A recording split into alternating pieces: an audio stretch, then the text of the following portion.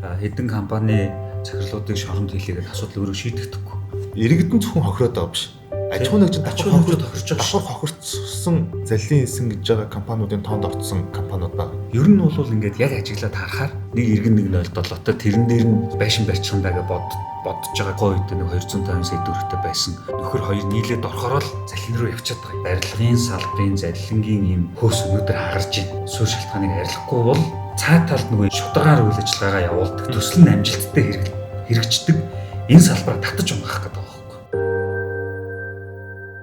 Гишүүддээ салбарын хандаа энэ өдрийн мэндийг хүргэе. Бид бүхэн одоогийн улаан шугам подкастынхаа өнөөдрийн дугаараар орон сууц залилан түүнтэй холбоотой барилгын салбарт үзүүлж буй нөлөөллийн талаар ярилцъя гэж зориод өнөөдөр хуульч Болтхүү ураад байна. За Болтхүү хуульч та өөрийгөө танилцуулаад ер нь одоо өмнө нь хаана ажиллаж байсан, ямар одоо чиглэлийн үйл ажиллагаанд оролцож байсан гэдэг танилцуулаад эхлэх үү. За намайг Шандрын Болтхүү гэдэг. За хуульч хөнгөлөгч мэргэжилтэй.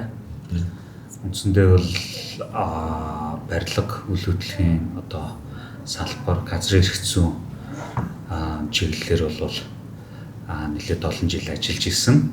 За дийлэнхтэл одоо энэ барилгын салбарт газрын маргаан иргэдийн одоо нэхэмжлийн хүрээнд бол шүүхтэр ажиллаж исэн туршлагатай. За мөн улсын бүртгэлийн ерхий газрын дараагаар бол ажиллаж исэн. За энэ хугацаанд эдгэрэнгийн бүртгэлийг ийм одоо хуулийг шинжилсэн найруулгыг бичих ажлын хэсгийг бол байгуулж байсан. Энэ дээр бол тодорхой түвшинд бол ажиллаж исэн ийм туршлагатай. Бид хоёрын хувьд бол энэ өнгөрсөн хавар намын чимэг гишүүнээр ахлуулсан өргөдлийн байнгын орон дээр энэ орон сууц захиалгын залилантай холбоотой хөргөчтэй асуудлаа нэг хилцүүлэг. За тэгээ мөн сүүлд нь энэ хуульчтай холбоон дээр сайн зориг гишүүний боловсруулсан хуулийн төслийн танилцуулга хэлэлцүүлгүүдээр бол тус таарч танилцж тэгээд энэ талын мэдээ саналуудаа бол солилцоод ингэж явж байсан. Орон сууц захиалгын залилантай холбоотой асуудал ер нь бол энэ оны эхнээс эхлээд нэлээд ихээр яригдчих.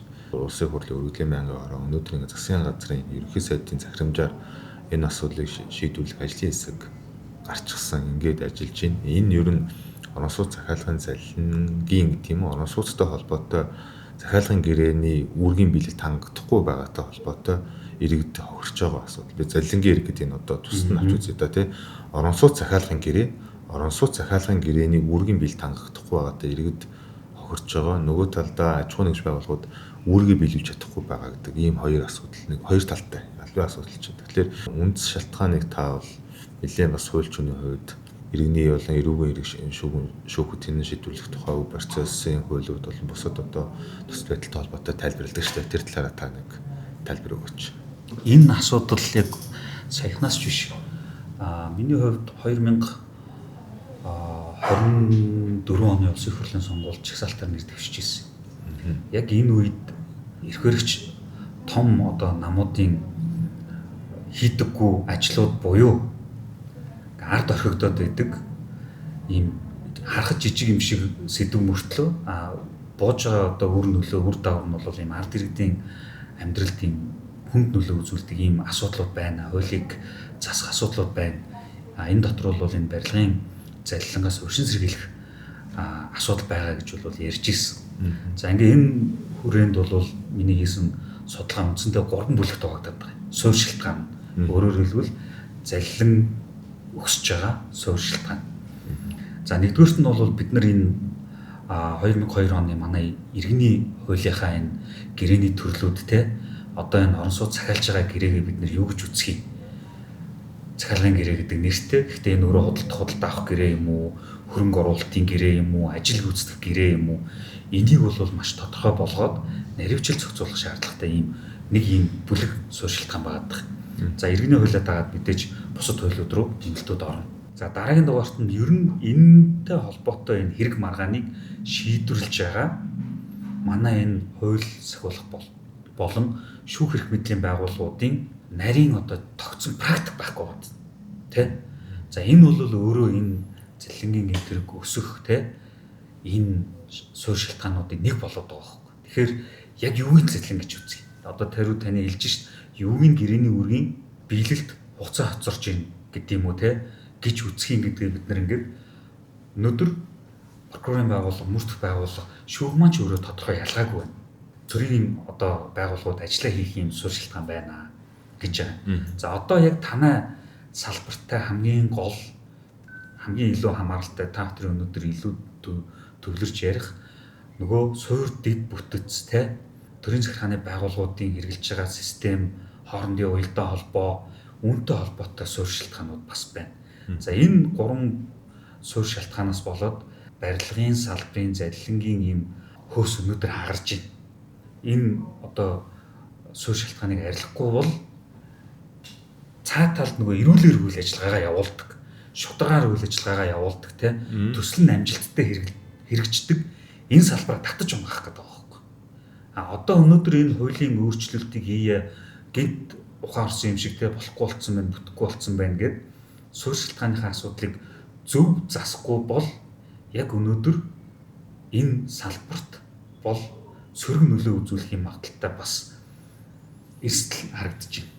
Энэ асуудлаар чинь хэд хэдийн хэлцүүлгүүд болоод за миний санаж байгаагаар 2 ч хуулийн төсөл их хурлд өргөн баригдсан. Энэ асуудлыг шийдэх асуудлаар сайн зориг болон бусад одоо гишүүдийн санаачилсан хуулийн төсөл их хурлд өргөн баригдчихсан. Тэгээ манай салбарт тухайлбал барилгын тухай хуулинд шинжилсэн найруулгын төсөл явж байгаа. Тэгээ шинжилсэн найруулгын төсөлд энэ жишээний орон сууц захиалгын залилангийн гэмт хэрэгээс үржих зэрэгэл иргэдийн хэрэгшийг хамгаалах үүднээс гэж одоо томьёологдоод орж байгаа заалт бол орон сууцны бүтээцийн 50%-ийг нь хүртэл одоо хөрөнгө татан төвлөрүүлэхийг хориглоно гэсэн одоо ийм заалт оруулж байгаа. Тэгэхээр төр шийдэх гэдэг шийдлүүд гаргаж ирээд шүү дээ. За их хурлын гишүүд одоо үнцүүргийнхаа дагуу зарим нэг одоо их хурлын гишүүд бол хуульд нэмэлт өөрчлөлт оруулах гэж хууль санаачилж байна тий. Салбарын яам нь бол салбарынхаа хуулинд энэ асуудлыг шийдэхин тулд иргэдээс захиалгаа хөрөнгө татан төвлөрүүлэх үйл ажиллагааг тодорхой одоо барилгын тодорхой үе шат хүртэл буюу нэлээд одоо барилгын ажлын 50-аас дээш хувь нь гүйцэтгэгдсэн байж одоо хөрөнгө татан төвлөрүүлэх боломжтой болохоор ийм одоо хууль эрх зүйн зохицуултыг хийгээд энэ нэг ажлын хэсэг байгуулагдаад явж байгаагийн хажуугаар ийм юмуд яваад энэ шийдлийг та юу гэж харж байна? Энэ шийдлүүдийг, шийдлийн санаачлалуудыг одоохондоо харьцангуй батлагдаагүй учраас шийдлийн санаачлал гэж хэлэх хэрэгтэй. Тий. Та санаж байгаа бол номжим гишүүний ахалж ирсэн яг энэ өргөдлийн байнгын хорооны хурал дээр яг энэ хэвлэл мэдээллийн салбар байхгүй хаалттай хурал болж ирсэн. За би энэ дээр бол тодорхой шийдлүүдийг дистратаар болвол санал болгоод энэ шийдлүүдийн талаарх судалгаа болон драфт төслүүдийг бол дээрх гишүүдэд хөрвүүлсэн. Энэ зах зээлийн чинь өөрөө онцлог нь юу вэ гэдгээ бид нар ингээд хууль тогтоогч харах хэрэгтэй байхгүй. Яг одоо өнөөдрийн энэ механик 50% гэдэг шийдэл рүү явах юм бол үр дагавар нь юун дээр буух уу гэхээр зүгээр хамгийн наацх нь 50 хүртэл хувийн санхүүжилттэй компани хийх хэрэгтэй юм байна. Тэгэхээр тэр хэмжээний одоо шууд бэлэн активтэй компани даасан байж ах хэрэгтэй болж таарч нэг. Тэгэхээр танаас салбарт төслийн даацаасаа шалтгаалаад тий. За нэг блок барилгатай байя гэж бодъё. 10 блок барилгатай, 20 блок барилгатай, үйлчлэгээний төвтэй гэдэг юм уу. Ингээд төслийн даацаасаа шалтгаалаад тухайн төслийн 50%-ийг шууд бэлэн гаргах хэмжээний мөнгөтэй компаниудыг нөгөө топ 50 аж ахуйн гэж гэдэг шиг ингээд эренбэлүүл хэд гарах вэ гэдгийг бол одоо тий та бүхэн гарах баг. Тэгэхээр өнөөдөр бол яг одоо юу гэдэг эдийн засгийн багт хамжаа хараад бид нар энэ өөрөө энэ 50% гэдэг чинь хэр бодиттой тоо юм. Ямар хэмжээний төсөл дээр 50% байх юм, ямар дээр 20 байх юм, 30 байх юм. Интервалтай ярихгүй бол тэ 50 блок барилгатай юу гэдгийг спорт комплекстэй жишээ нь одоо Сэлбэдэд төв гээл та. Тэгээ энэний 50% гарах мөнгөтэй компани Монголд хэд бий вэ? Энэ тендерт орох боломжтой компани хэд бий вэ гэдэг асуултанд яг над хуулийг чинь бичиж байгаа хүмүүс хариулах хэрэгтэй байхгүй. Хууль бичгэд чинь өөрөө хууль тогтоомжийн тухай хуулиараа те энэ хууль хэрэгжснээрээ эдийн засаг те төсөв санхүү дээр ямар нөлөө эффект үзүүлдэг вэ гэдгийг судалгаа хийх хэрэгтэй гэдэг юм байна. За энэ нөхдүүдэд энэ судалгаа байна уу гэдгийг та бүхэн яг энэ асуултыг өрн шаардах хэрэгтэй байна. Тэр миний санааг бол ойлгож байгаа те. За нөгөө талд нь ер нь бол яг цэвэр энэ худалдааны салбарын эцсийн төлбөр төлөгч чинь өөрөө иргэн байдаг байхгүй. худалдаа авч байдаг. Орон сууц захиалаад гэдэг юм уу, бэлэн мөнгөөр гэдэг юм уу, моргежээр байд юм уу, тэ эцсийн дүндээ бүх зардал, тэ хүү, банкны хүү, моргежийн хүү ч гэсэн эцсийн дүндээ худалдаа авч төлж байгаа шүү дээ. Тэгэхээр энэ үнийн өсөлтийн бууж байгаа яг эцсийн хэрэглэгч чинь өөрөө иргэн багхгүй. Тэгэхээр хитрхийн ийм хатуу зохицуулалтыг судалгаагүйгээр тэ оруулж ирэх нь өөрөө шууд хэрэглэгчдэр үн нэмэгдэх юм байна. Хоёрдугаарт энэ зах зээл дээр тоглогчдын цог цөөлнө гэдэг ийм үр дагавар харагдаж байна. Иргэдээс мөнгө хөрөнгө татан төвлөрүүлэх байдлыг зогсоож байгаа иргэдийн энгшийг хамгаалж байгаа нэг талдаа хөө боловч энэ иргэдээс татан төвлөрүүлсэн буюу ямар нэгэн хүүгийн дарамтгүй хөрөнгөөр дамжуулж тодорхой одоо төсөл хэрэгжүүлээд явдаг байсан бол одоо бэлэн мөнгөтэй юм уу эсвэл одоо банк санхүүгийн байгууллагын өндөр хүүтэй зээл бүхий хөрөнгө оруулалт шаардлагатна гэсэн үг. Нөгөө талдаа банк болон банкны салбаруудын баримтлагын салбарт олгож байгаа зээлийн хэмжээ, зээлийн хүртэем, зээлийн бүтээгдэхүүний нөхцөл байдал харьцангуй хязгаарлалт бол хумигдмал ногоон барилга болон түүнтэй дүүцхүүц одоо том жижиг мөчний хэмнэлтэд байгаль орчин дээлтэй гэсэн ийм одоо тодорхой хэмжээгээр хэрэх юм бол шалгуур өндөртэй төслүүдэд тодорхой зээлүүд олгогдож байгаа юм юмнууд л байгаа. За, иргэний хууль, улсын бүртгэлийн тухай хуулиудад нэмэлт өөрчлөлт оруулах замаар орон сууцны захиалгатай холбоотой үүсэж байгаа асуудлыг шийдэх чиглэлээр бас их хурлын гишүүн хууль санаачлаад нэмэлт өөрчлөлтийн төсөл боловсруулаад явж байгаа. Энэ төслийн хувьд та юу гэж хэлэх вэ? Бид нэр асуудлыг шийдэе гэж бол дандаа нөгөө суурь шалтгаан руу очих хэрэгтэй. Таны төрлийн дурсан 3 шалтгаан тий. Арилахгүй бол энэ нөхцөл байдал те тэр хохирогчдыг хохирлгүй болголоо те хэдэн компани захирлуудыг шоронд хийлээгээд асуудал өөрөө шийдэгдэхгүй. Энэхүү сайдын үед өргөн барьсан. За, сайн зөрөг нарын гишүүдийн өргөн барьсан хуулийн концепцуудын гол зохицуулалтууд зөв. Өнөөдөр биднэрт энэ зохицуулалтууд хэрэгтэй байна. Гэхдээ би нөгөө талдаа барилгын компаниуд бас тодорхой юм үндэслэл бүхий байдлаар энийг зөв чиглэлээр залмаар байгаа хөөхгүй. Тэгэхгүй одоо энэ чинь хохирогчдын хохирлыг татвар төлөгчдийн мөнгөөр барагдуулах тий. За, эрүүгийн хуульд нөгөө мал булгаалах гэмт хэрэг гэдэг шиг тий зөвхөн барилгын залилан гэдэг ийм тусгай зохицуулалт оруулж ирэх чинь өөрөө эрүүгийн эрх зүйн онлын хувьд ч гэсэн бараг болохгүй асуудал байхгүй юу? Механикаар асуудлыг шийдэх гээд хүчээр шийдэх гээд оролдож байна. Энэ хүчээр шийдэх гэж байгаа оролдлого чинь өөрөө яаж юм гэхээр эрүүл зах зээлээ боомлох гээд байна л гэж би яриад байгаа. Энэнийг ингэж хийж болохгүй шүү гэдэг юмаа та нар ярихын зэрэгтэй болох хувилбаруудыг таад санал болгох хэрэгтэй шүү дээ. Одоо төрийн байгууллагуудын энэ логистик дэд бүтцийн хүрээнд энэ барилгын залиланг газар агуулад байгаа нэг хэдэн суурь шалтгаануудыг нэгтгэвэл нэгдүгürt нь мэдээлэл нээлттэй ил тод биш байгаа юм. Өөрөөр хэлбэл энэ дээр барилгын компаниуд өөрсдөө буруутай. Одоо тэгэхээр та бүхэн яавал мэдээлэл нээлттэй ил тод болгох вэ гэдэг гарц шийдлүүдийг санал болгох хэрэгтэй. Иргэн очиод захиалга өгж байгаа тий зураг үзүүлж байгаа. Өнөөдөр бол тий дөрвөн блоктой ийм хотгон байгаамаа, ийм нэртэй маа А блок, С блок зураг үзүүлж байгаа. Энэ дээр нь одоо та С блокны 5 давхрын Б тоот гэдэг ийм үзүүлээд байгаа юм. Энэ бол өөрөө яг энэ нөгөө талдаа залилагч нарыг заллин хийлгдэг ийм айгуу гой арга байгаа. Тэгэхээр энийг төрийн байгууллагуудтай нийлж чад, барилгын компаниуд нийлж чад байхгүй болох хэрэгтэй. Өөрөөр хэлбэл барилгын ажил чинь өөрөө маш нарийн урсгалаар явж байгаа шүү дээ, тийм.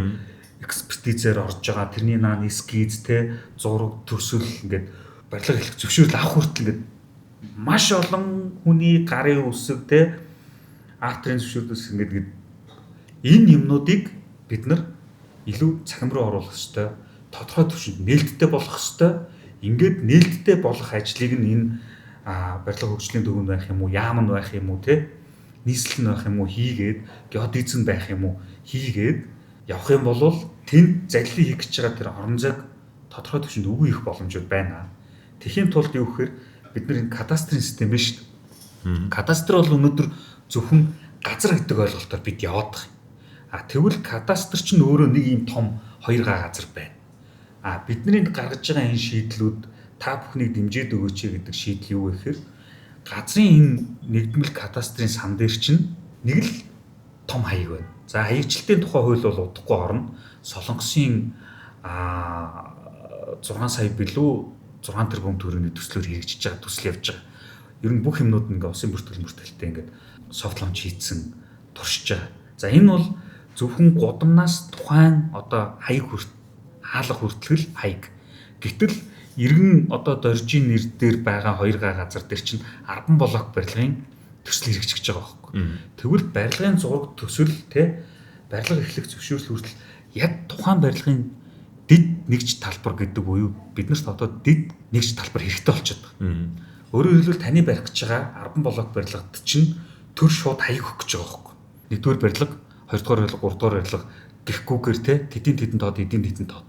Энэ хаяг ийм дид нэгж талбар чинь өөрөө барилга эхлэх зөвшөөрлөө авангууд аль биесийн системээр шууд орно. Шууд оронгууд улсын бүртгэлийн мэдээллийн сан дээр харагдана. Иргэдэд тодорхой түвшинд нээлттэй харагдана. Энэний дараа миний харж байгаа мөн одоо геодезийнхний харж байгаа хоёрдугаар үе шат юу байна уу гэхээр нөгөө 3D 4D хаяг. Дээшээ 10 давхар тэ 100 айлын барилгаа гэвэл яг солонгос шиг тэр хаягуудыг 3D 4D хаягаар нь бий болгоод харин 0 байхад нь захиалга авч болох байхгүй ийм тохиолдолд. 0 байхад нь захиалга авангууд нээлттэй мэдээллийн сан дээр юу орж ирэх үү гэхээр 101 тоот барилгын 1 давхрын 3 тоот захиалагдсан. Хэдэн төгрөгөөр захиалагдсан. Энэ захиалсан нөгөө хувийн мэдээлэл хамгаалах тухай хуулиараа нууц байж бол. Ингээд энэ нээлттэй системийг ингээд цогцоор нь хийж өгөөч гэдэг ийм шийдлийг санал болгоод байгаа. Ингэх юм бол ямар барилга барих гэж байгаа хэдэн захиалагчтай хэдэн одоо юу гэдгийг хөрөнгө оруулагчтай хэдэн энэ борлогдчиход байгаа гэдэг бүх энэ хаалттай байдал чинь өөрөө тэр хар зах зээл дээр байгаа нөхдүүдийг бол тодорхой түвшин шахна. Энэ бол харин юу гэдгийг барилгын компаниуд дээр илүү нэг тийм дарамт гэдэг юм уу сөрөг эффект бол харьцангуй авчрахгүй. Мэдээлэл нээлттэй болох гэдэг өнцгөөс нь илүү харуул зүгээр байх. Тэгвэл энэ салбарыг ийм болгохын тулд төр тодорхой хэмжээний мөнгө гарах хэрэгтэй болж тээ. Нэг талд. Нөгөө талдаа барилгын компаниуд одоо яг энэ хөрөнгө татан төлрүүлэхтэй холбоотой зоосны нөгөө тал багхгүй. Тодорхой санхүүгийн хөшөөргүүдийг ашиглах хэрэгтэй.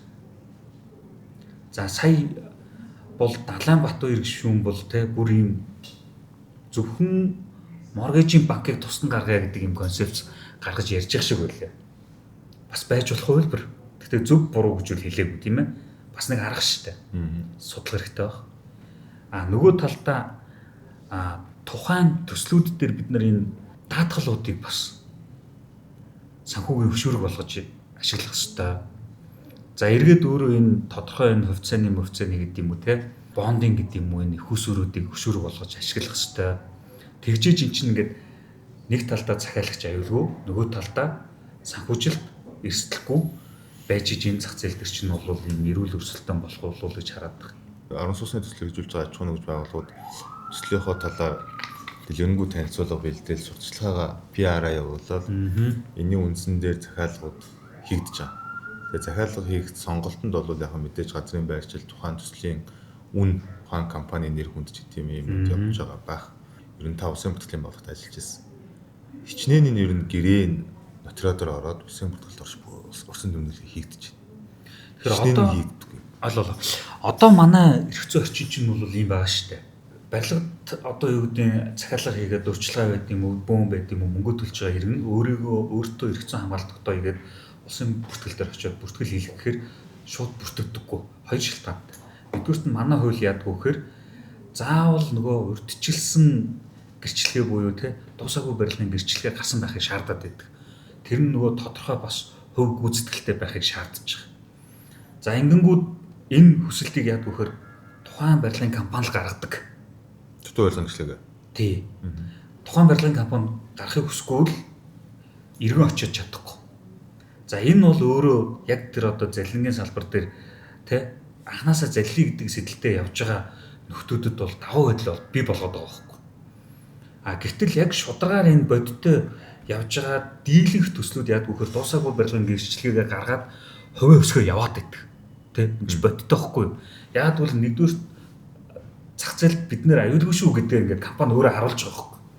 Хоёрдугаарт мэдээж нөгөө зээлийн их усүр те хөрөнгө татан төлрүүлэх нөгөө өөрсдийнхөө санхүүгийн чадварыг энэ дуусаагүй барилгын гэрчлэл гэдэг юмар нэмэгдүүлж явдаг. Гэтэл энэ юмыг чинь бие хүсвэл гаргана, хүсгүй боломжгүй ийм хуультай учраас нөгөө залин хийж байгаа хүсгүй нөхдүүд чинь бол дуусаагүй барилгын гэрчлэл гаргахгүй учраас иргэд тусгай тэмдэглэгээ хийлгэж чадахгүй. Нэгдүгээр шалтгаан. Хоёрдугаар шалтгаан нь за дуусаагүй барилгын гэрчлэлийг гарцсан байна. Гарцсан үед би танай барилга дээрээс захиалга хийчээд тэрийгээ шууд бүртгэлд очиж бүртгүүлэхээр болдоггүй. Яа тэгэхээр одоо энэ бүртгэлийн тухай хуулийн дээр мэдүүлгийг хоёулаа цугтаа гаргана гэж байна. Тэгэхээр барилгын компани хүсгүй л иргэн өөртөө хамгаалалт тогтоож чадахгүй. Хамгаалалт тогтоогүй байна гэдэг чинь тухайн барилгыг 2-3 хүнд зарж болно гэсэн үг. Тэгэхээр энэ зохицуултыг засах хэрэгтэй. Энэ зохицуулт засагдсанаар эргээд юу гэдэг нь шударгаар хөдөлмөрлөж байгаа компаниуд хамгаалагдана. Энийг бол бас эрг өнцгөөс нь харах хэрэгтэй. За 3 дугаар нөхцөл нь бол мэдээж энэ дээр бол шийдэл олох хэрэгтэй. Одоо энэ нөгөө танай талын асуудлыг ярьж байгаа учраас. За тухайн төсөл өөрөө бүтнээрээ банкны барьцаанд байх тохиолдол байна. Тэ? Гэтэл бүтнээрээ банкны барьцаанд барьцаалбар улсын бүртгэлээр бүртгэгдсэн тохиолдолд тухайн иргэн захиалга хийчээд захиалгын гэрээгээ улсын бүртгэлээр бүртгэж өөртөө хамгаалалт тогтоож чаддаг. За энэ бол бас 3 дугаар шалтгаан болоод байгаа юм. Тэгэхээр энэ дээр жишээ нь төсөл бүхэлдээ барьцаанд байгаа тохиолдолд эн чинь өөрөө зах зээлийн эдийн засгийн харилцаа байгаад байна шүү дээ. Явж байна. Мэдээж банк бол нөгөө урт нэртэй хуулиараа барьцааны урт нэртэй хуулиараа тэргүй ээлжинд тохирлоо барагдуулна гэдэг суур зарчим өнөөдөр үйлчилж байгаа. Гэхдээ энд чинь бас мөнгөө оруулсан нэг иргэн байгаа хөөхгүй. Энэ барилга өнөөдөр фейлдэд те 10 тэрбум төгрөгөөр зарагджээ гэж бодъё шүүхийн шийдвэр гүйцэтгэл дээр. Банкнд 6 тэрбум төгрөгийн өртөө байгаа хөөхгүй юу? 10 тэрбумаар зарагдсан бол банк 6 тэрбумынхаа хохирлыг аваад үлдсэн 4 тэрбум төгрөг бусад хүмүүсийн хохирлд зарцуулагдах ёстой. Бусад хүмүүс тэр хохирлоо би 2 дугаар ээлжинд те гэдэг юм уу? Тэргүй ээлжний тэр дистралалд орох ёстой гэдэг нэг юм эрх ашиг байгаа шүү дээ. Өнөөдөр яг энэ хууль яаж юм хэрэг энэ эрх ашиг нь хорчод байгаа хөөхгүй. Яг энэ ирэмбийн тогтоож өгөөд тэртээ тэргүй ирэмб тогтооцсон хууль тэнд байна.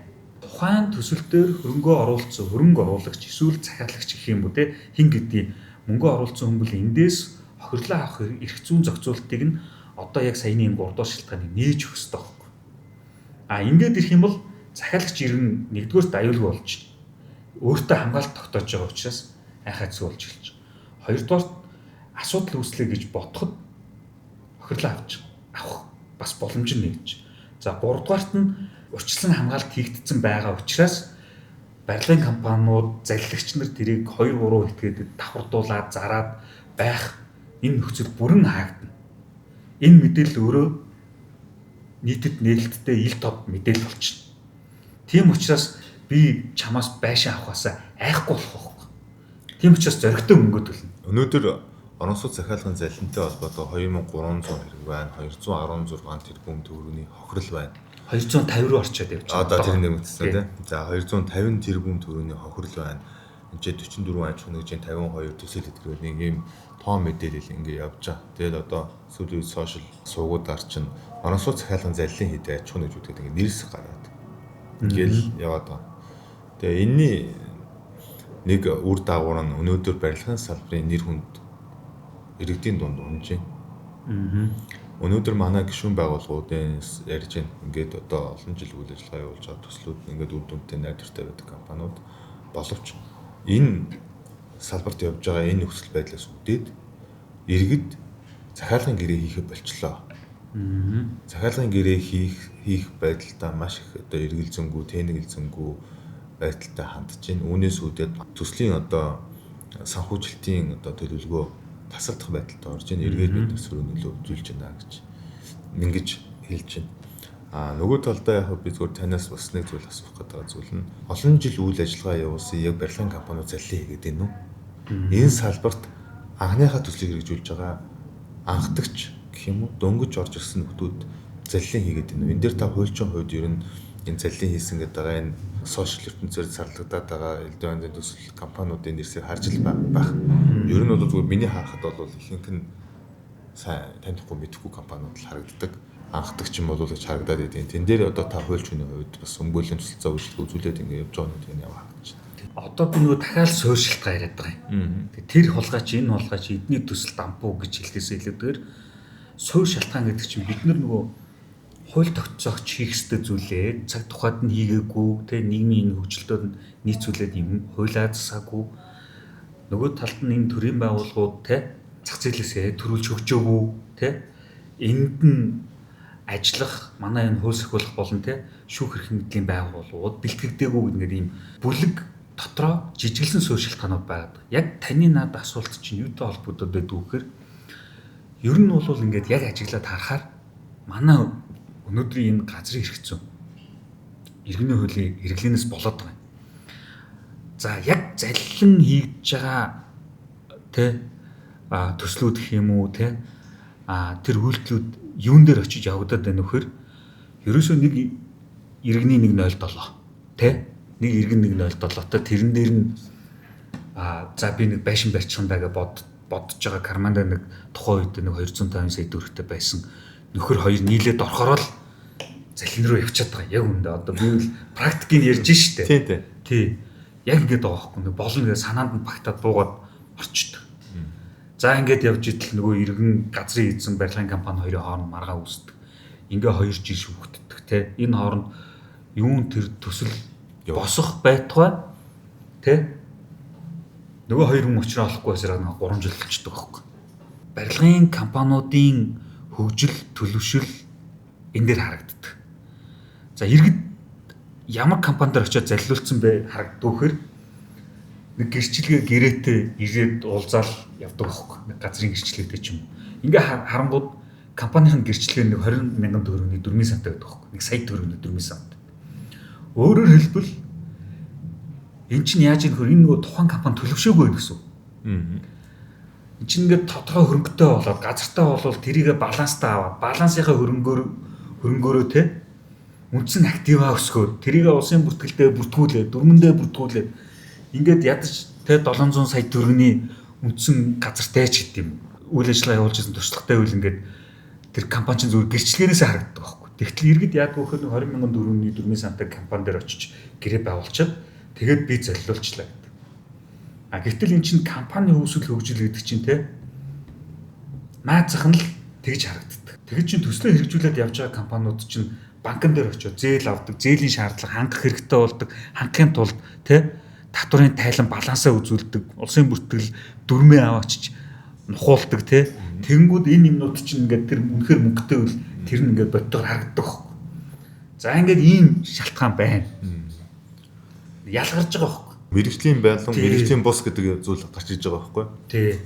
За гуравт нь болвол яг ингээд хэрэг маргаан үүсээд ингээд явангууд за энэ бол илүү одоо юу гэдэг нь татвар санхүүгийнхний асуудал. Энэ компани руу орж ирж байгаа мөнгөний зарцуулалтын асуудал байгаа. Харуул татврынх нь л мэдэх боломжтой.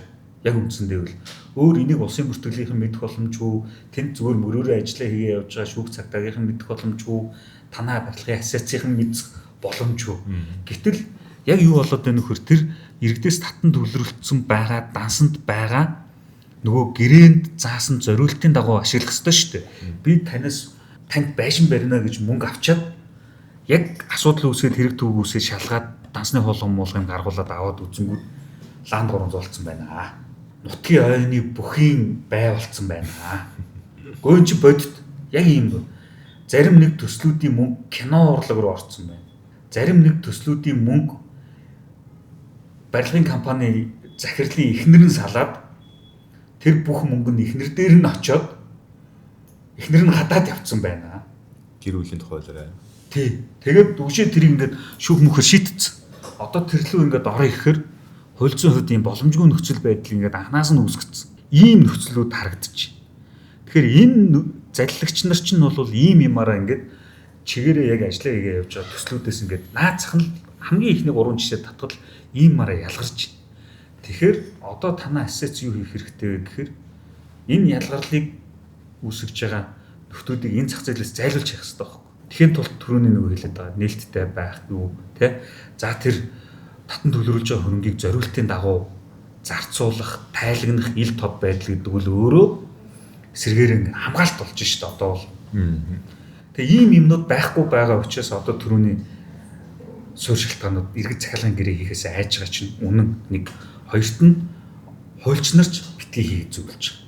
Өнөөдөр манай Монголын барилгын үндэсний ассоциац төрийн өмнө бас энэ барилгын үйл ажиллагаанд тусгай зөвшөөрөл угсралтын эрх олгож байгаа зөвшөөрлийг олгоод ингэж явж байгаа. Өнөөдөр манай байгууллагын үндсэн одоо барьж байгаа нэг бодлого бол энэ таны саяын дурдж байгаа салбараа мэрэгжлийн байлгах, мэрэгжлийн ёс зүйтэй аж ахуй нэгж байгууллагууд бүхий салбар байх гэсэн гэж. Салбарт ямар нэгэн мэрэгжлийн бус ёс зүйгүй байдал ороод ирэхээр тухайн салбарыг ер нь бохирдуулдаг, муухай болгодог, муухай хадуулдаг ийм л байдаг. Манай салбарт ийм зүйл болж байгааг одоо үндсэн нэг шалтгаан бол энэ орон сууцны төсөл рүү, барилгын төсөл рүү орох ашигтай болоод байна. Гэж би бол зүгээр хардаг. Маш их ашигтай, маш хялбар ийм хэлбэр рүү ороод байна. Нөгөө талдаа би тантай юун дээр санал нийлж байна вэ гэхлээр айгүй сайн санал нийлж байгаа хүсэж байгаа зүйл юу гэхлээр тэр мэдээллийн ил тод байдал буюу өнөөдөр мэдээлэл тодорхойгүй байдлаас үүдээд тэр бүрдүүлсэн байх ёстой бичиг баримт, бүрдүүлсэн авсан байх ёстой зөвшөөрөл эднэрийг бүрдүүлэхгүйгээр төсөл хэрэгжүүлээд яваад болоод энүүн дээр компаниудыг буруутгах чинь нэг талдаа зүг байх. Нөгөө талдаа энэ зөвшөөрлийн тогтолцоо ил тод биш цахимжаагүйгээс үүдээд зөвшөөрөл олгох процесс маш удаан шаргалтай. Төрийн албаны нөгөө хүнд суртал тодорхойгүй байдлаас үүдээд үүнээс залхсан нөгөө барилгын төсөл хэрэгжүүлэгч нар ямар нэгэн байдлаар өөр одоо далд хэлбэрээр тухайн одоо зөвшөөрлийн асуудлыг шийдвэрлэж болно, хожим хойно дараа нь шийдэж болно гэдэг хэлбэрээр түүнийг тойрох хэлбэрээр гарч ирээд шүү дээ. Тэгээд нөгөө зөвшөөрөл авах хөвгөл төсөл хэрэгжүүлээд эхэлждэг. Өнөөдөр энэ орон сууц захиалгын залилантай холбоотой тэр өнгөрсөн 7 хоногт амсаахан манай Батамгалан сайд дээр нэг оролцсон ажлын хэсгийн төгсөн хурал дээр бас яг энэ асуудал яригдж байгаа шиг үнтэй нөгөө зөвшөөрлөд тэрийн асуудал нь шийдэгдээгүйгээс үүдээд ингээд асуудал гоцчихсан. Эдрийг нь шийдчих юм бол бас явах боломжтой төслүүд бас байна. Энийг бас ялгаж салгах хэрэгтэй тийм. За наа чи бол одоо аюул сонирхолтой сэдв. Яг бас нэг суурь шалтгаан мөн үгүй мөн. Тэгээ эн чинь ингэж байгаа байхгүй. Барилга эхлэх зөвшөөрлгүйгээр захиалгаа аваад барилгаа эхлээд тодорхой тий каркас ингээ босоо явцсан байдаг. Зөвшөөрлөө манайхан ч нөгөө араас нь яг таны хэлдгээр ингээ араас нь явдаг. Гэвтэл эн чинь нэг талдаа мэдээж яг уу барилгын компаниудын яарж байгаа гэдэг юм уу ингээд хууль биелүүлэхгүй байгаа. Хууль бус үйлдэл. Нэг талдаа. Энийг зөвтгөж болохгүй. За нөгөө талдаа эн чинь төрийн байгууллагын одоо миний нөгөө яриад байгаа суур дэд бүтцэн бий болоогүйгээс болоод тий барилгын компаниуд энэ замыг сонгож байна. Ард талд нь авилга хийх хавлын асуудал яригдж байна. Тий байсан уу байсан. Одоо энэс болоод яагаад энэ яг ингээ харахаар нь чи залилан биш байхгүй. Ажил нь явж исэн гэхдээ зөвшөөрлөө аваагүйс болоод барилгын төсөл зогсцсон. Ийм хэд хэдэн төслүүд байгаа. Нэр хэл усын дуртаад яах. Ингээд энэ төслийг чинь одоо ингээ бүгдээрээ харж байгаа байхгүй. Нэгэнт одоо энэ барилгын залилангийн хөөс ингээ ангарч байна. Тэ бүгд мэддэг болцсон анхаарлын төвд орцсон. Одоо эдний төсөл яах нь харъя. Эднийхээ улсын комисс авах нь харъя. Тэ эдний зөвшөөрөл олох нь харъя гэдэг ингээд бүгдээрээ бие биенээ мэдээлэл нээлттэй болцсон учраас ингээд бүгдээрээ бие биенээ хянаад байж байгаа. Энэ үед яах вэ гэдэг асуудал чинь ингээд нэгдүгээр асуултын нэмдэг. Хоёрдугаар энэ дээр шийдэл хийхгүй л нөгөө иргэдийн хохирол барагдахгүй. Татвар төлөгчдийн мөнгөөр тэр хүмүүсийн хохирлыг барагдуулж болохгүй. Энэ дээр бол одоо зүгээр яг нь миний хувьд гаргаж байгаа санал болгож байгаа шийдэл болвол одоо зөвхөн муугаар хэлэхэд өршөөлөөр байл. Биднэрт өөр гарц байхгүй. Зөвшөөрөл өгвөл болохгүй. Тийм үстэй. Бүгд харж байгаа шүү дээ. Барьцсан шүү дээ. Тэ? Өгөхгүй одоо хохиныг хаюул тэнд хохирчод байгаа хүлээж байгаа иргэдээ яах. Бид нар чинь нэг ийм хоёр банцан дээр зогсож байгаа байхгүй юу? Тийм учраас шударгаар тэ төр энэ барилгын салбарт оролцдог энэ нийслэл, энэ геодезийн тэ эргээд энэ барилгын яам тэ барилга хөгжлийн төвийн энэ системүүд чинь угаасаа интеграц хийгдэггүй, хоорондоо холбогдоогүй тэ ийм хурдан шуурхай дистралаар явдаггүй. Тэр нь нийтэд нээлттэй ил тод биш байсан. Энийгээ зөвшөөр төр энээсээ уучлахгүй тий. Ингээд мэдээж хуулийн урдуур алхаж гიშгсэн тэр хуулийн этгээдүүд бас нэг тодорхой төлбөр мөнгө төлд юм уу яадын ингээд нэг юм хариуцлага хүлээх ёстой. Ингээд урагшаа шийдлээ яриад урагшаа явах нь чухал байхгүй. Тэрнээс одоо тэр чинь өнгөрцөн. Яг энэ дөрөвдүгээр энэ шалтгаан болвол нэг нь тодорхой болцоо одоо бүгд бие наанад хараад байж байгаа. Тэр хэрвээ урагшаа явъя гэвэл энэ дээр өршөөлөө. Бид нэр ард иргэдэд орон сууцчлах, эрүүл аюулгүй орчинд амьдруулах, тав тухтай орчинд амьдруулах үүргээ биелүүлэхийн төлөө төрчтөр энэ салбарт байгаа ч нэг жүжигсэн хичээж ажиллах хэрэгтэй. Орон сууц захиалгын гэрээ хугацаанд орохгүй байгаатай холбоотой энэ хохирол бол ерөнхийдөө ковидын цар тахал түүнтэй холбоотой эдийн засгийн хүндрэл энэ сүүлийн үед явагдаж байгаа энэ нөгөө барилгын материалын үнийн өсөлттэй холбоотойгоор аж ахуйн нэгж байгууллагууд яаж авахгүй хүндрэлд ороод анх захиалгын гэрээний үн өнөөдөр барилгын метр квадратын босч байгаа үн хоёрын хооронд зөрүүтэй болоод тухайн компани одоо төслийг гүйцээж хэрэгжүүлэх ямарч боломжгүй нэг юм эдийн засгийн суурь шалтгаан байна уу гэж би бол хараад байгаа. Энэ дээр одоо шүүхийн гэдэг юм уу хуулийн байдлаасаа ямар одоо хэлбэр гарц гаргалгаанууд одоо байдаг юм бэл. Тэгэхээр ер нь бол яг 2019-оос 2000 за 23 оны сүүл хүртэл одоо юу гэдэг шүүхийн маргаануудын тий яг цэвэр гэрээний эрх зүйн маргаануудын зөнхлөх хөв бол яалтчгүй энэ цар тахлын сөрөг нөлөө, давчгүй хүчин зүйлийн нөлөөлөөс үүдэлтэй үнийн өсөлт, хилгээ айлын хугацаа хэтэрсэн алдсантай холбоотой одоо хүү торгуул хариуцлагын ийм маргаанууд бол зохилж ирсэн. За энэ дээр бол цэвэр гэрээний эрх зүй харилцаа байгаад байгаа юм.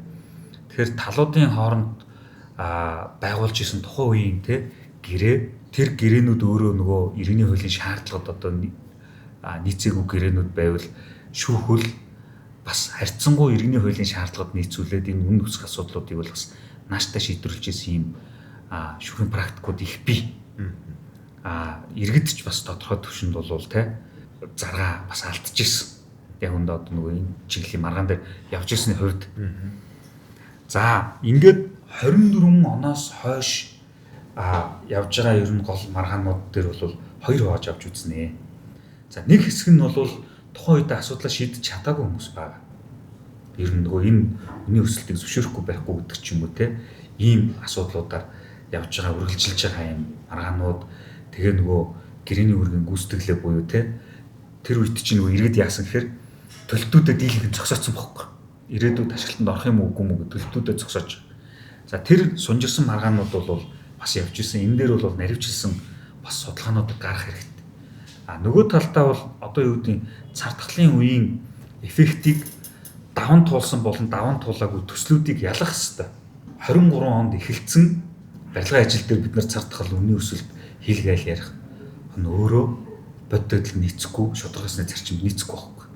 Тэгэхээр энэ төслүүдийг бас ялгаж иж тэр их хурл мурал дээр засгийн газар дээр яваад байгаа аж ахуйн нэгжүүдийн асуудлыг бол хоёр өөр төвшөнд асуудлыг нь бол ангилах хэрэгтэй гэж харж байгаа. Энэ орон сууц захиалгын залилан гэж хэлэгдээд байгаа энэ орон сууцны төсөл амжилтгүй боллоод байдаг компаниуд хууль зөрчигд хүрдэг эсвэл иргэд тохирдог энэний үндсэн одоо таны хэлж байгаа хууль эрх зүйн тогтолцооноос гадна таны гол одоо манай салбарт хамаарлаж байгаа гэдэг дэд үтцийн хөгжлийн асуудлууд дээр бол маш чухал байна буюу мэдээллийн ил тод байдал дата баз системүүдийн хоорондын мэдээллийн интеграц түүнийгээ үнэн зөв бодиттой одоо оригинал хувилбарууд одоо мэдээлэл бүхий ийм одоо мэдээллийн сан тогтолцоог үүсгэх ёстой гэдэг дээр бол 100% санал байна.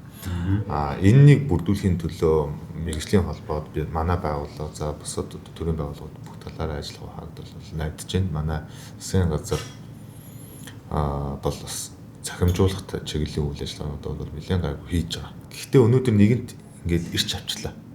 Энэ одоо орон сууц захиалгын залилантай холбоотой асуудал гэдэг юм бий болоод хохирлын хэмжээнээс харахад л маш томоохон дүн гарахаар одоо 250 тэрбум магадгүй энэ ямар болж хувирах юм дуудахгүй баг хагас их найдад хүрэх хэмжээний одоо ийм одоо хохирлын хэмжээтэй байна. Иргэдэд бол үзүүлж байгаа зөвлөгөө бол төр одоо иргэд эрхийг хамгаална гэдэг ингээд ярьж байна. Энэ тохиолдолд аж ахуйн нэгж байгууллагууд ер нь энэ асуудалд орооцолдоод холбогдож байгаа гэдэг юм уу шалгагдаж байгаа асуудал нь хүндрэлтэй байгаа аж ахуйн нэгжүүд та нэгдүгээр туйлж байгаа юу зөвлөх өгөх вэ? Хоёрдугаарт салбарын одоо бусад аж ахуйн нэгж байгууллагуудад цаашдаа иймэрхүү одоо нөхцөл байдалд орохгүй аж ахуйн нэгжийнхаа төслийнхөө бизнесийнхаа нэр хүндийг хадгалж хамгаалах тал дээр хууль эрх зүйн хувьд та бас ямар зөвлөгөө өгөх вэ гэж байна. Муу зүйлч гэсэн бас сайн тал бий. Тэгэхээр өнөөдөр бол яг 250 тэрбум гэдэг бол зүгээр тэр ажлын хэсгээр очиод бүр түүсэн иргэдийн гэрээний нийлбэр дүнлэх байхгүй. Гэтэл анхны танилцуулга та бүхэн сууж ирсэн хурал дээр бол ер нь яг гэрээний эрх зүйн маргаантай байгаа, залхинтай байгаа, шийдвэр гүйцэтгэлтэй байгаа гэх улсын хэмжээний сүүлийн одоо 10 гаруй жилийнхаа датаг харах юм бол энэ дүн чинь өөрөө 50 их 80 байгаа байхгүй. 50 их 80 байгаа шин. Тэгэхээр би энийг бол барилгын салбарынд юу гэж хэлэх вэ гэхээр та нар энийг давуу тал гэж хараач гэж зөвлөж байгаа. Яг тэгвэл энэ залхингийн салбарын энэ нөхдүүдийг бид нар энэ зах зээлээс төртөөгөө нийлээд хууль тогтоох байгууллагатайгаа нийлээд хуулийн байгууллагатайгаа нийлээд барилгын компаниуд нийлээд иргэдтэйгээ нийлээд хөөд зайлуулж чадах юм бол энэ хэмжээний хар зах зээл яг одоо ориг зах зээл рүү орж ирэх гэдэг шин. Борлуулалт бол тэл өнцгөөс нь харах юм бол барилгын компаниуд арай илүү өөр байдлаар харна. Нэг. За хоёрдугаарт нь яг энэ дүүвэн гэхүү, далин гэхүү дээр энэ хуулийг бариад явж байгаа энэ их хурлын гишүүд, энэ засгийн газар, энэ ажлын хэсгийнхнийг зөв одоо зам руу чиглүүлж өгөх хэрэгтэй. Би бол одоо олон жилийн хуулийн салбарт яваад миний ажигласан нэг зүйл бол төрийн албан хаагч нараар хууль бичүүлж болдгүй. Төрийн албаных нар. Мань хүмүүсийн чинь тарих яг үуч ажилтгүй гэхээр энийн хорчийг болохгүй болгоё, ийм журам батлыг, тэгвэл торгоё. Ингүүл хорий гэдэг юм мул юм ярина. Илүү одоо тийм либерал, эрүүл чөлөө зах зээлийн зарчимд нь суурилсан одоо миний нөгөө түрүүний яриад байгаа тэр олон санхүүгийн их усруудыг ашигласан лайнуудыг нээж өгье гэж бол хууль бичих хуульч нар өнөөдрийн энэ төр чинь зүгээр шодрог хэлэхэд цөөхөн байгаа шүү. Тэр прокуророос ирж байгаа ажлын хэсэг, цагдаагийн ерөнхий газраас ирж байгаа ажлын хэсэг, шүүгээс ирж байгаа ажлын хэсэг, барилгын яамнаас ирэх ажлын хэсгүүд дээр маш зөв ойлголт өгөх хэрэгтэй. Зөв чиглүүлэх хэрэгтэй. Өөрсдөө сайн ойлгуулах хэрэгтэй.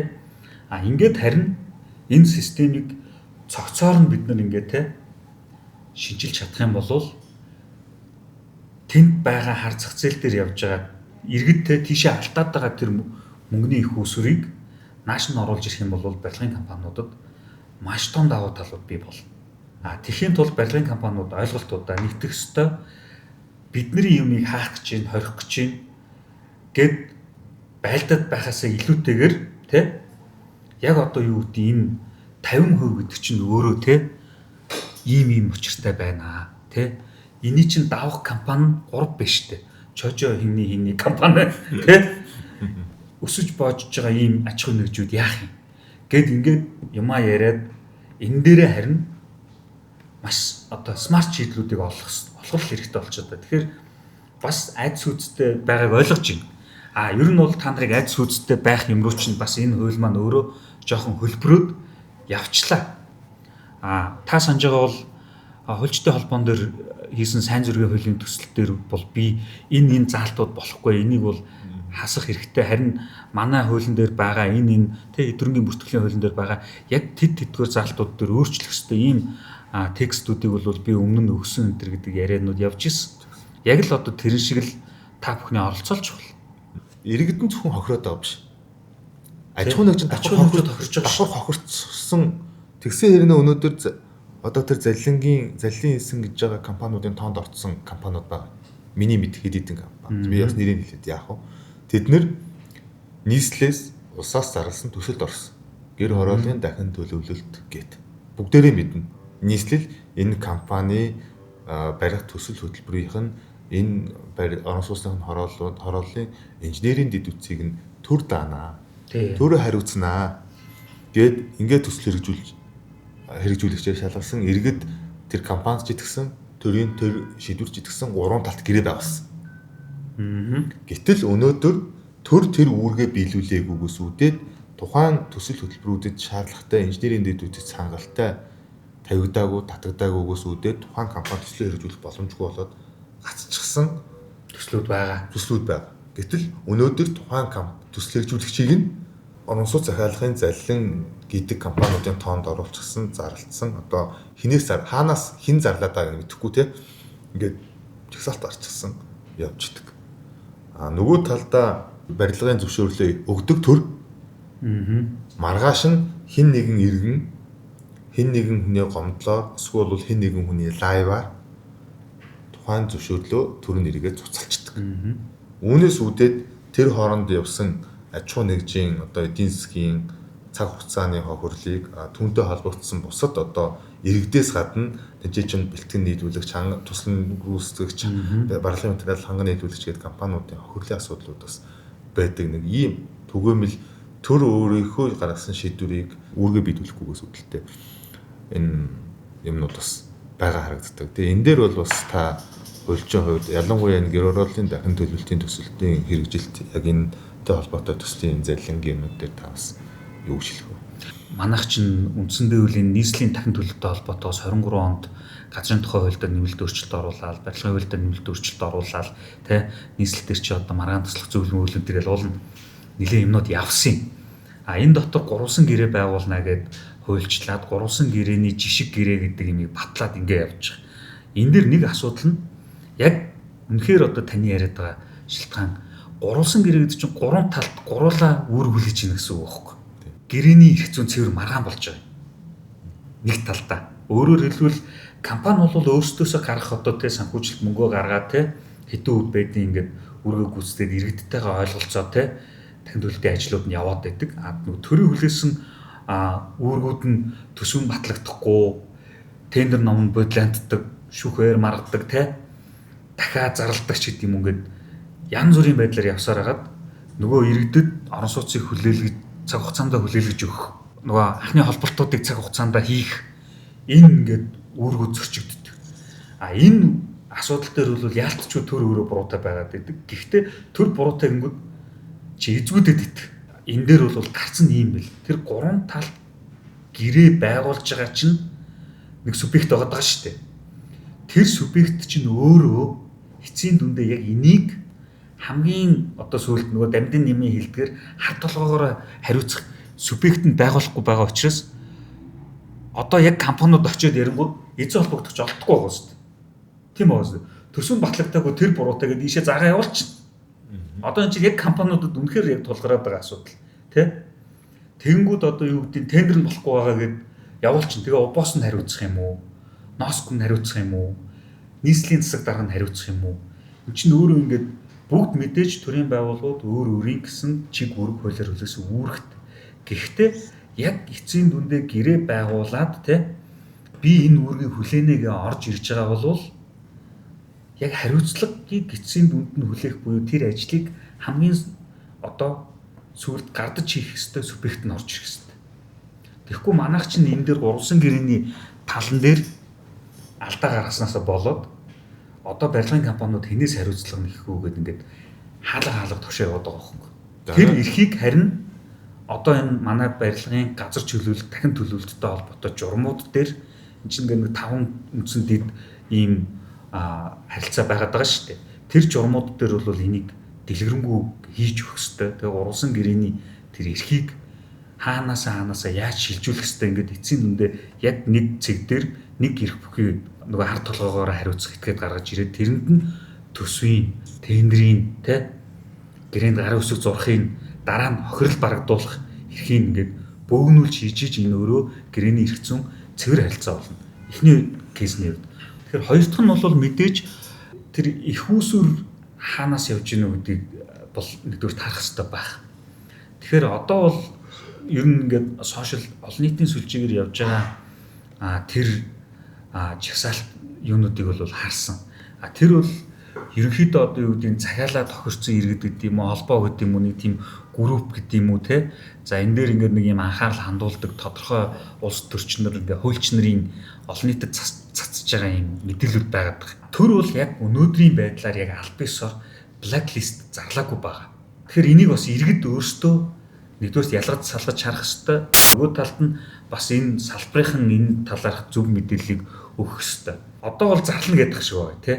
Жишээ нь боловсролын сайд болвол тий сургууль цэцэрлэгийн барилгын тэн дээр аваад ажиллаа хийгээгүй бүр тэдэн аж ахуйн нэгжийг зарлнаа л гэдэг. Яг одоогоор зарлаагүй нөгөө яваадах шиг байна. Яг энэ шиг барилгын яам нь зарлах юм уу тий ассет нь зарлах юм уу эн чинь нэг юм тодорхой эрх бэжиж дараа нь тэр үйлдэл хийгдэн тэг эрх байхгүйгээр үйлдэл хийгдэх юм бол хариуцлагын асуудал яригдэн шүү дээ. Тэгэхээр өнөөдрийн байдлаар бол барилгын яамч гэдэг юм уу, ассетс гэдэг юм уу, эсвэл барилга хөгжлийн төв, эсвэл нийслэл болвол хуулиараа ямар нэгэн компаниг хуулийн этгээдийг залилагч бүтлгүү төсөл хэрэгжүүлсэн ингэж зарлах хууль зүйн хувьд боломж байхгүй байна. Ингээд өнөөдрийнхөө дугаарыг өндөрлүүлээ. Өнөөдөр би тантай ярилцсан одоо зорилго маань бол орон сууц захиалгын залилан гэдгийн цаана ер нь одоо ийм нөхцөл байдал үүсэх иргэд аж ахуй нэгж хохирох үндсэн цаад шалтгаан нь юу юм бэ? Энийг шийдэх гарц гаргалгаа юу вэ гэдэг талаар нэлээд сайхан дэлгэрэнгүй ярилцлаа. Танд бас санал бодлоо хэлж урилгын маань хүлээж авч хүрэлцээрс бас баярлалаа. За тэгээ та бүхэндээ гишүүдтэй аж ахуй нэгж салбарынхандаа хандаж хэлэхэд дараагийнхаа дугаараар бас салбарынхаа тулгамдж байгаа асуудлын талаар ингээд чөлөөтэй ярилцах болно. Тэгээ та бүхэн бас санал бодлоо чөлөөтэй илэрхийлээрэй гэж хүсэж байна. За. Монголын барилгын салбарын хөгжлийг ярилцгаая. Салбарын хөгжлийг зөв зөвхт манлайлъя. Улаан шугам татаж барилгын ажлаа эхлэхээс улаан туузаа хайчиж барилгаа хөдөлгөж хүрэх асуудлуудыг ярьж шийдэл бүрийг хайцгаая. Энэхүү подкастаа бид улаан шугам гэж нэрлэлээ.